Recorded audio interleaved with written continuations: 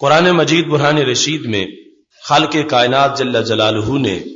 ان تمام صحابہ کرام علیہم رضوان کا تذکرہ کرتے ہوئے فرمایا ہے اولئک هم الصادقون، یہ سارے ہی سچے ہیں، سب صحابہ صادق ہیں، سب پر صادق کا لفظ بولا گیا، مگر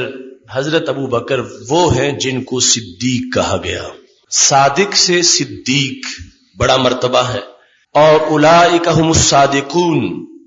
یہ رب ذوالجلال کی طرف سے جو اعلان تھا، اس سے اس بات کو واضح کیا گیا کہ جب سارے صادق ایک شخص پہ اکٹھے ہو جائیں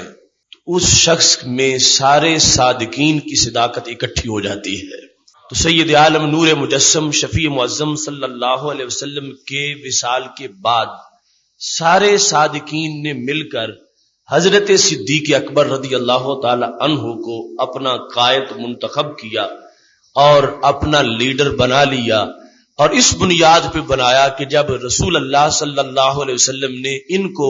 ہمارے مسلح کا لیڈر بنایا ہے تو ہم نے ان کو دنیا کا بھی لیڈر بنا لیا۔ تو اتنے صادقین کا جس شخص پر اتفاق ہو جائے تو وہ شخص خود محض صادق ہی نہیں ہوتا بلکہ صدیق اکبر ہوتا ہے۔